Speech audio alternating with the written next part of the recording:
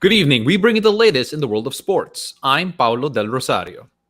We give you the conversations you want to hear from your favorite sports icons and athletes. I'm Lara Liman. In tonight's game plan, Gilas Pilipinas breaks camp to heed directions from the Philippine Sports Commission amidst the spike in COVID-19 cases. The NBA trade deadline is over and the buyout market is on a roll. Coach Norman Black joins us to discuss the movements of former All-Stars LaMarcus Aldridge and Andre Drummond. As an 11-time PBA champion coach and former NBA player, we'll also get Coach Norman's thoughts on the super team era of the NBA. And we'll check in with volleyball queens Rachel Daquis and Myla Pablo as they prepare to face off at the Premier Volleyball League. Buckle up, sports fans. Let's get in the game. Now, the Samahang Basketball ng Pilipinas heeds the instructions of the Philippine Sports Commission to all national sports associations and breaks camp for the Gilas Pilipinas pool currently training in Calamba, Laguna. All indoor and outdoor training of all national team members within NCR Plus are temporarily suspended. In a statement from SVP President Al Panlilio, quote, "As always, we will remain supportive of the decisions coming from the PSC and will also strictly follow the relevant precautionary measures from the Department of Health and the IATF. Right now, we all have to hunker down and stay safe at home. We thank our players, coaches, and staff for soldiering on amidst a difficult situation." End of quote. Latest now in the NBA. After witnessing the deadline with the most trades in 35 years, we are still not done with player movements in the league. According to reports, 7-time All-Star LaMarcus Aldridge has agreed to sign with the Brooklyn Nets for the rest of the season. The 35-year-old Aldridge agreed to a contract buyout with the San Antonio Spurs and joins a talented Nets roster as it pursues the franchise's first NBA championship. Meanwhile, the Los Angeles Lakers announced that 2-time All-Star Andre Drummond clears waivers and has signed with the Purple and Gold. With injuries to stars LeBron James and Anthony Davis, the Lakers add another rim protector and solid rebounder to help out Marc Gasol and Montrezl Harrell. Now, here to discuss the impact of these player movements in the NBA, we have 11-time PBA champion coach and former NBA player, Coach Norman Black. Coach Norman, how are you doing? Hey, Paulo. Hi, Laura. How are you? Thanks for having me on. Appreciate it. Coach, always great having seen all these moves happen left and right. LaMarcus Aldridge, you have Andre Drummond joining as well. Let's talk a bit first about LaMarcus Aldridge. Now, when the Brooklyn Nets get a guy like Aldridge, it seems like a statement of intent that they're not playing any games. They want to win now. Well, they just picked up Blake Griffin. We thought that was a big deal. Now they pick up LaMarcus Aldridge. So, it really helps you as you go down the stretch, particularly if you have a few injuries. It helps you as far as your depth is concerned once you get into a series against other teams. So picking up players at this time is really an important thing for all of the teams that want to compete for a championship. And of course, it's also a situation where the rich keep getting richer. Well, Coach, I guess my question would be, do you think this is all fair? I mean, can annoyed fans be justified? You have Aldridge, you have Blake Griffin, and you have the big three that were there in the first place. I mean, is this kind of unfair to the NBA in general? Well, what do you consider fair? They're trying to win a championship. So, when that's the goal that you're trying to reach out for, if you have the finances and you have the resources to go out and get these players, then you try to get as many players as you can to help your team win a championship. That's the most important thing.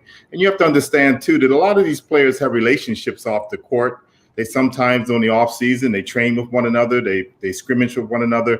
And sometimes that's one of the reasons why these players will join up in this situation to try to get a championship for their team.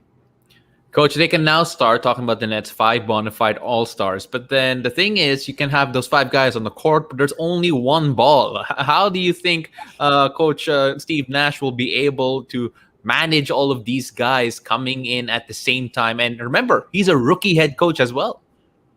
Well, I think Blake Griffin and also LaMarcus Aldridge, they're just basically guys who will come in and fill roles for the team. They're not going to be the star players.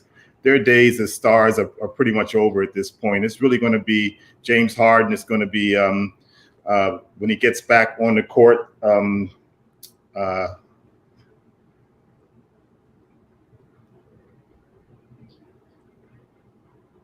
Coach Norman? All right, so... Yes. All right, I think we lost him. We've lost you for a second there. Oh, no, Yes. you're back. All right, thank goodness. Those guys are not going to be the main players for the Nets. James Harden and the rest of those guys are going to lead that team. So they just have to fill in roles and help them win games. And Coach, does this mean the Nets are basically clear contenders for the championships? I mean, do the Lakers even come close now? Yeah, the Lakers definitely come close as long as they have LeBron James on their team and Anthony Davis. But you have to figure, the way I look at it, the Nets have been the number one team right from the start. As soon as they picked up James Harden, they became the number one team in the league. The Lakers, of course, are right there with them, but I think the Nets would probably still be favored at this point. Well, speaking about the Lakers, Andre Drummond already now, well, reportedly part of the Lakers. What does he bring to the team? Also a big name signing, but not necessarily as big as names as the guys at Brooklyn have gotten. Well, even though Drummond may not have a name as big as LaMarcus Aldridge, we know him from the San Antonio Spurs. When you look at Drummond, he's a much more productive player. He's a guy that puts up 14, 15 rebounds a game. He can get you 14, 15 points.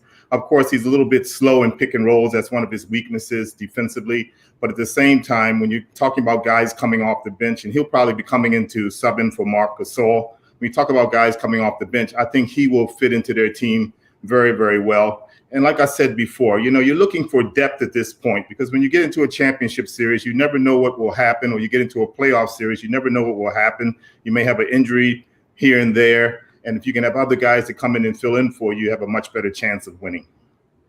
And Coach, you know, a lot of fans perhaps would argue that Marc Gasol hasn't been as effective lately. I know you mentioned that Drummond might come out of the bench, but do you think that he's going to end up starting eventually? Well, I think both of them will just come in and help out with Anthony Davis. I think Anthony Davis will be their main big man when he gets back from injury. And the two guys will just probably sub for one another and fill in at that center position. You know, Anthony Davis does not like to play the center position as much as possible. Yeah. He likes to play the power forward position. So those guys will fill in when they want to go big.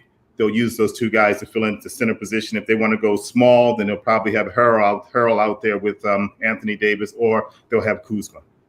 Coach, in terms of title hopes, though, does the signing of Drummond move the needle at all in any way for the Lakers to get the chip? Well, they were always one of the favorites. I mean, because as long as they have LeBron James, they're going to be one of the favorites. He's probably the MVP of the season so far, despite the fact that he's been injured. And as long as he's there, they're going to have a chance of winning. But with them adding Drummond, definitely they've made their team a lot stronger, giving themselves more depth. And I would say they would probably have to be favorites coming out of the West. But, you know, the Nets, they look pretty tough coming out of the East. So right now, it looks like it might end up the Nets versus the Lakers in the finals. So, Coach, hypothetically, if it is the Nets versus the Lakers and everyone's healthy, including LeBron, who do you got in that scenario? Who's going to end up winning? Well, for me, I think everything depends on Kevin Durant. Remember, Kevin Durant hasn't played for quite a while. He's been out for quite a while. And, you know, he's a key player. I mean, he's probably one of the top 2-3 players in the league when he's healthy. So if he comes back for the Nets along with Kyrie Irving, and then, of course, you have James Harden, I think the Nets would probably have to be the favorites going into the playoffs. But at the same time, I won't bet against LeBron James because I've seen him do it over and over again. But I think at the very least, you're looking at a Nets-Lakers finals. Well, Coach, Nets and Lakers finals is a big possibility, and health is always going to be an issue when it comes to both these teams. But let's say right now there are a few of these guys will, let's hopefully not taking a few knocks on the way. Which team do you think is deeper in a sense to be able to weather these types of challenges before the finals? The Nets or the Lakers? Yes, sir. I think the Nets probably can. But we're talking about healthy teams now. I mean, both of these teams are pretty unhealthy right now. Yeah, they're not. AD's not playing. Kevin Durant's not playing. So I think if this playoffs were to start tomorrow, neither one of them probably would be favorites because they don't have some of their key players in their lineups right now. But say both teams are healthy, I would say the Nets probably have a little bit of an edge right now. I think they're a little bit deeper. I think you can see that with the fact that you have two key guys out for the Lakers, and the Lakers are actually struggling despite the fact they won today. They're struggling right now. Where on the other side, in the East with the Nets, James Harden doesn't seem to have any problems carrying his team to victories. All right. Well, Coach Norman, always a pleasure to hear your insights. Please stay with us because when we return, our conversation with Coach Norman Black continues as we dive deeper into the super team era of today's NBA. Keep it here. You're watching The Game.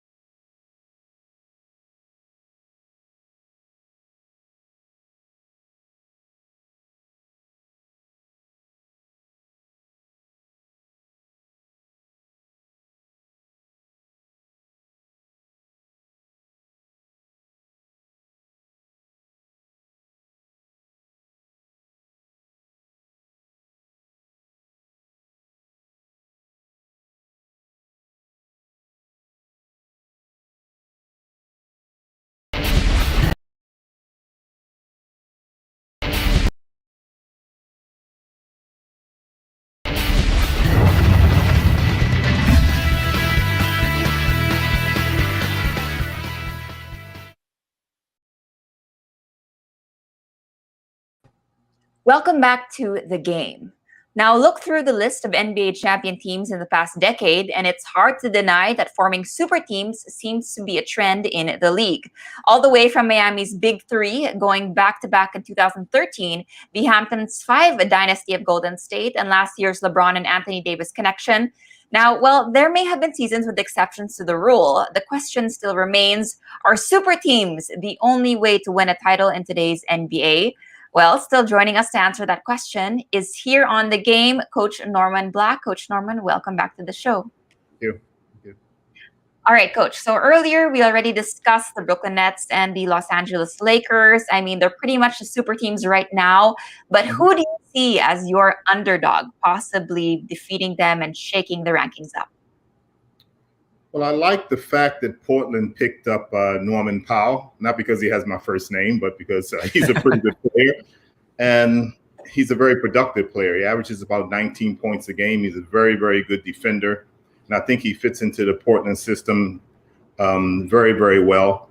So right now I'm hoping that, I'm saying they're an underdog, but I'm hoping that the Portland team might be able to get an upset, particularly if the Lakers don't come back healthy. They may have a chance of sneaking in there.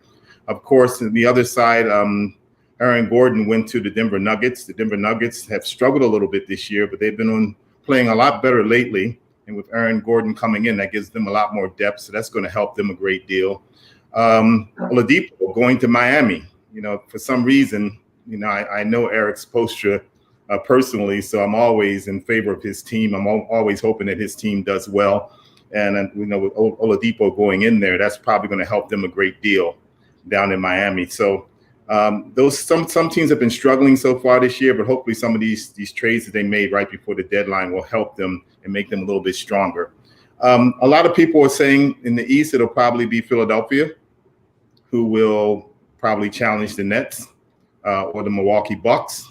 The Milwaukee Bucks have been a little bit disappointing the last couple of years in the playoffs, so we have to wait and see how they play out when the playoffs start. And of course, I guess the most disappointing team in the East so far this year would be the Boston Celtics. At the beginning of the year, they were my favorite team, but they've been struggling a great deal this year, and hopefully they can pick it up as we come down the stretch here towards the end of the season. Well, Coach, you ignored my Utah Jazz in the West, but that's okay. Let's talk a bit about the fact that super teams are cropping up almost year after year. Right now, we talked about the Nets, we talked about the Lakers, and let's say you're a team that doesn't have the resources to form a super team because of maybe their location, their market. How do you bust that super team cycle and actually end up with a chip, which again rarely happens, though it does? Well, number one, super teams really come into existence because the owner has deep pockets and he can pay these guys. That's the number one thing. A lot of times these teams that end up being super teams, the owners probably have to go over the cap as far as their spending is concerned. So, they're taxed for every dollar that are over the cap. So they're spending a lot to put these super teams together. But in my mind, a lot of times the super teams come in play because of what I said earlier in the interview, which is that sometimes these guys know each other. They have relationships off the court. They talk to one another. And then when they become unrestricted free agents after 2 long contracts, then they say, hey, why don't we play together? And there's nobody to stop them as long as one team is willing to pay the 2 of them or the 3 of them. So that's how these super teams come into existence. And normally it's because the owners really want to win and they're willing to spend. Well, Coach, looking perhaps from, I don't know if it's a more political or humanistic perspective, but do you think these super teams are good for the league? I mean, I know a lot of people don't actually agree with it because they think it should be more spread out. But on the other hand, it's the fantasy lineups of some of these fans. So is this a good thing for the NBA? Well, how can you blame a team for wanting to win a championship and doing what it takes to want to win a championship? We even see it here in the PBA, where there are a few teams that really go out and they really spend money to go out and get some of the best players so they can win championships here. I wouldn't call them super teams in the PBA, but in the NBA, that's what they're calling them. And I don't think you can blame any team for wanting to do that. I mean, I would say you're a hater if you think that way, because the whole goal of playing the game of basketball, particularly professional basketball, is to win championships. And if the owner is willing to go out there and spend and players are willing to go out there and play together, then why not? Well, I'd also argue that some super teams are grown, like the Warriors from 2015 grew into a super team because those guys became stars later on. But Coach, in the history of all the super teams in the NBA, we've seen the Showtime Lakers, seen Larry Bird, Celtics before. Who is your personal favorite super team that you've seen formed in all your years watching?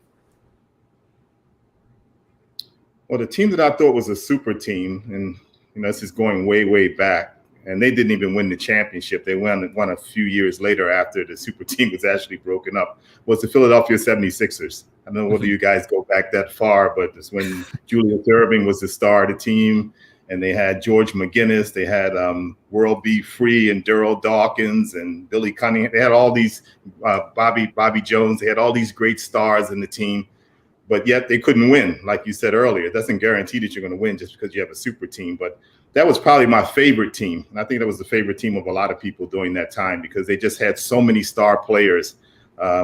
They sold out almost every game that they played that year in the NBA. Well, Coach, always a pleasure having you. And I have to admit, we're going to have to look back and research on our own to see how they were like on the court. That's a bit before our time, Coach. But again, thank you very much for joining us. And we hope Thank you, Coach. A little bit older, Pablo, okay? All right. Thank you, Coach.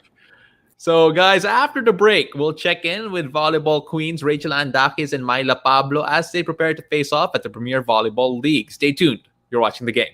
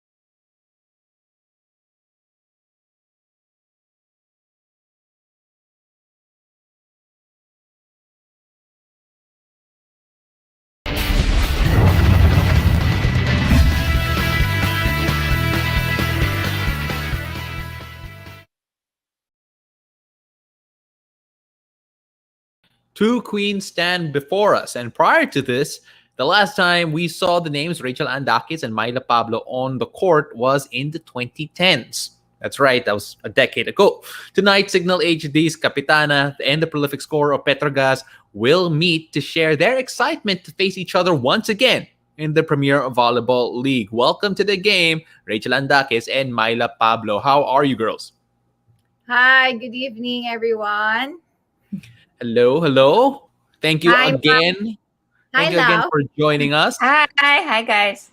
Okay, so before we get it started and bago tayo mag-face off, I want to ask about yung training nyo because, again, prior to this ECQ period, if I'm not mistaken, Rach, you have started group training sessions once again. How did it feel to actually get on the court, meet your teammates face-to-face, actually work out with other people with a volleyball? Kamusta naman? Kahit super saya kami at super excited kami sa isa't isa, bawal silang yakapin. So, ganun lang kami. So, super happy. Nagkaroon kami ng chance na 1 week training, yon face-to-face. But then, nag-stop ulit kami, nag-cancel kami ng training 1 week before ng lockdown. So, mas nauna kami kasi si Signal, mas concerned sila sa health namin, sa family namin. Kaya nung nag-surge, yung tumaas siya, kinancel na siya agad. Hindi pa nag-ECQ nun. So, ayun. At least nagkita-kita kami at mas na-inspire and motivate na bumalik na ulit sa court. How about you, Myla? If I'm not mistaken, you actually just came from training. As in, like, right before yung call na to, kakastop mo lang ng Zoom yata eh. Sorry, Myla, nakamute ka yata?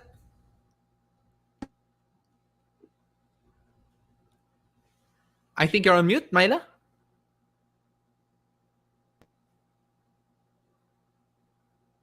Okay. Hello? All right, sige. Sorry, Pao, I think we lost her. Yeah, so while we try to get that fixed, again, Rach, we're here with Myla, Pablo. Do you even remember yung last nyo na game against each other? If I'm not mistaken, baka 2016 yata yun eh. Sa NU pa ba yun? Hindi ko na maalala. Tagal na nun. Tagal ko na kasing nakapaglaro dun sa yung kay SBL pa ba ata no? Shakey's V-League pa ba? Mm-hmm. Yun pa yung last. So hindi na ako umabot sa SBL. Sa Army pa yung last ko, RC Cola. Yun. Bago ako nagpetron. So ayun, medyo matagal na din. And I'm happy na kumbaga doon nga ako nagsimula sa SBL eh. So sila Sir Ricky, sobrang close ko yan eh. Kasi naglaro pa ako sa Ateneo.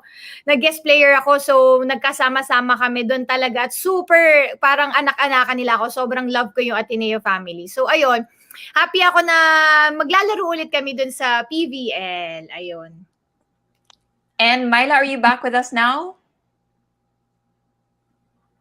Okay, not yet, I think. Anyway, Rach, you mentioned a lot of leagues. You mentioned Myla. This is going to be your first time facing her again after a long period of time. Now, what's your reaction to everyone being in this one league? I mean, finally, eto na yung naghihintay ng mga volleyball fans. You're all going to be together. Ayun, nasabi mo na finally. Nagsama-sama. So, ayun nga, hindi ko din in-expect na this year siya mangyayari. So, yun, kasi di ba nagkakaroon ng talks with the PVL management and PSL na mag-unite sila. But ngayon, napabilis siya, mas napaaga siya. And sobrang thankful kami sa PSL kasi doon din kami lumaki. So, naging maganda yung run namin with them. Sobrang babait ng mga tao sa PSL. And actually, magbabait din talaga mga taga-PVL. So, I'm happy na naging part sila ng history ng volleyball. And yung career ko, naging part sila. So, I'm happy. I'm looking forward na makalaban din yung mga teams coming from PVL. Kasi syempre, mas sanay ako sa PSL eh. So, ilang taon na ako naglaro, kabisa. Medyo, alam mo na, medyo familiar faces. But now, iba. Combination siya ng mga veterans, ng mga rookies. So, very competitive tong liga ngayon and very unpredictable. Ayun. May mga players ba na nakalaban mo dati but since nasa separate league dati, right now that you're most excited to play against? It could be a former teammate. It could have been someone na nakalaro mo dati pa nung nasa UAP ka pa. Is there anyone in particular that comes into mind na siguro pag nakita mo siya across the court, uy, parang may flashback ka bigla? Yes. Ako, syempre yung yung dynamic duo kasi kami ni Jobs. Di ba? Ngayon magkahiwalay kami. Sobrang sad ako. Naging emotional ako nung nalaman ko na talaga hindi pa kami magkasasama ngayon. But ayun, excited ako. And former team ko yun, yung Army. So sobrang dun din ako lumaki sa kanila, Coach Kung Fu. So I'm happy and I'm excited na makalaro ko din sila and makalaro din si Jobs. All right, and we're gonna try. Rachel... Go ahead, Pao. We're gonna try Myla again. If I'm not mistaken, she's trying to log in one more time. And yun nga, this is a this is one of the realities of the new normal that we live in. Minsan, nakakaproblema tayo sa online, but still, great to have at least everyone here at the same time. But as we were saying a while ago, Rach, yung having you playing jobs again, you playing against former teammates, what's the most exciting thing about the return of the PVL for you? Return of yung PVL, siguro yung magkakasama na kami. As one na magkakalaban.